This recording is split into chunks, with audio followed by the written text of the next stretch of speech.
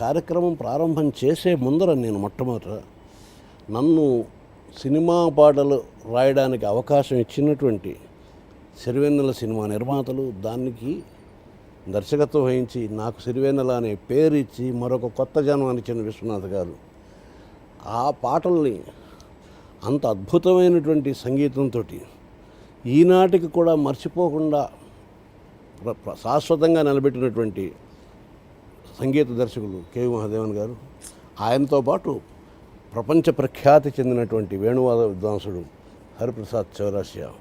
ఆయన మ్యూజిక్ వింటుంటే పాడుతూ శ్రీకృష్ణుడు పాడుతుంటే ప్రకృతి అంతా అలా పరవశంగా ఉండిపోయేదట. ఆయన మాత్రం ఈయనకన్నా ఏం గొప్పగా వాయించుండేవాడు అని అనిపించింది నాకు యాక్చువల్గా. ఆయన అంత గొప్ప వేణువాద విద్వాంసుడు ఆయన. వీళ్ళందరి కాంబినేషన్లోనూ అతి విచిత్రంగా నేను బ్రహ్మదేవుడిగా రచిస్తున్నాను, సరస్వతీదేవి వీణగా పలుకుతున్నాను అనే అర్థం వచ్చేలాంటి పాటతోటి రంగప్రవేశం చేయడం అనే ఒక అదృష్టం నాకు దక్కడం. ఆ పాటకు అంతకుముందు నేపథ్యం ముందర అవకాశం ఇచ్చే ముందు విశ్వనాథ్ గారు మా ఎంతో ఆప్తుడు ఆయన అన్నయ్య, ఎప్పుడూ గుండెల్లో కొలువు ఉండే అన్నయ్య, ఎప్పుడు గాలి అనేది పంచభూతాల్లో గాలి వాయువు అనేది ఉన్నంతకాలం చిరస్థాయిగా నిలిచే అన్నయ్య ఎస్పి బాలసుబ్రహ్మణ్యం గారు. ఆయనకి ఫోన్ చేసి పిలిచి, అబ్బాయి మణి, ఈ కుర్రాడు గంగాతరణం అన్నట్టు పాట పాడతాడు విను అన్నాను. నేను అప్పుడు సాగాసనంగా నల్లగా పొట్టిగా, అంటే పొట్టిగా అంటే అప్పటి నుంచి నేను ఇప్పుడు సాగిపోలేదు, ఆ ఆకారంలో పాడతాడు విను అన్నప్పుడు నేను మామూలుగా నేను గాయకుడిని ఏమీ కాదు, కానీ గాయకుడు కానివాడు అంటే ఎవడో మనిషి ఉన్నాడు గుర్తించు. అంటే మీరు పాడేరా లేదు, నాకు చిన్న ఉలుకు పాడతారా బాబాయ్, పాడేరా మీరు అని చూస్తావేమో అని భయం. సినిమాల్లో కూడా పాడారు లేదయ్యా, అందరూ అమితాబ్ బచ్చన్ కన్నా ఏం తక్కువ కన్నా అందరూ పాడతారు. నేనే బాత్రూమ్ సింగ్ అంటారు. కూని రాగాలు తీయనివాడు ఎవడో ఉండడు, షేక్స్పియర్ ఎవరో అన్నట్టు గుర్తు నాకు. సంగీతం పట్ల వైమనస్యం ఎవరికైనా ఉందంటే వాడు సంథింగ్, వాడికి ఏదో లోటు ఉందని. సంగీతం అనేది ఆస్వాదించలేనివాడు.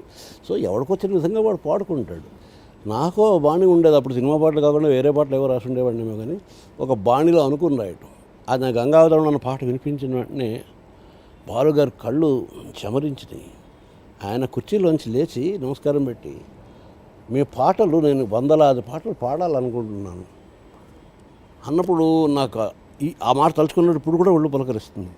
అదేదో సాక్షాత్తు ఆయన పేరు సుబ్రహ్మణ్యేశ్వర స్వామి వచ్చి ఒక వరం ఇచ్చినట్టుగా ఆ రోజు నాకు అనిపించింది. అప్పటికి ఇంకా నా మొదటి పాట అవునో కాదో, ఓకే అయిందో లేదో, ఈ ఓకే భాషలు ఇవన్నీ చాలా ఉన్నాయి.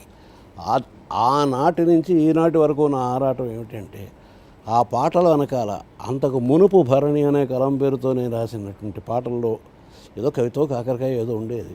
అది ఇందులో మిస్ అయిందా, మిస్ అవ్వకుండా ఉండిందా, ప్రజలకు ఏ విధంగా చేరువైతే వాళ్ళు ఏ విధంగా స్వీకరిస్తున్నారు, ఈ ఆరాటాన్ని పంచుకోవాలన్న కోరిక 20 ఏళ్ళ బట్టి లేదా 30 ఏళ్ళ బట్టి ఉంది. దీన్ని ఏదో ఒక కార్యక్రమం ద్వారా, ఏదో సిరివెన్నెల తరంగాలను ఒక పుస్తకాన్ని రాశాను, అలాగే ఇంకా రకరకాల ప్రయత్నం చేశాను.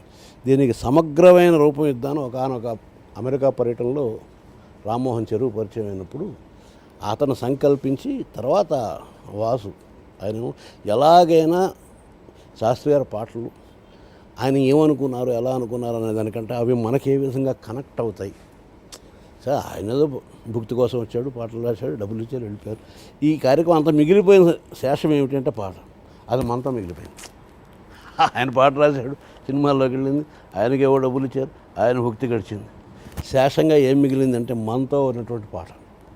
ఆ మనతో ఉన్న పాట గురించి మళ్ళీ మనతో ముచ్చటిస్తే బాగుంటుంది అని వాసు రామ్మోహన్కి చెప్పడం, రామ్మోహన్ ఈ కార్యక్రమం అంతా ప్లాన్ చేయడం జరిగింది.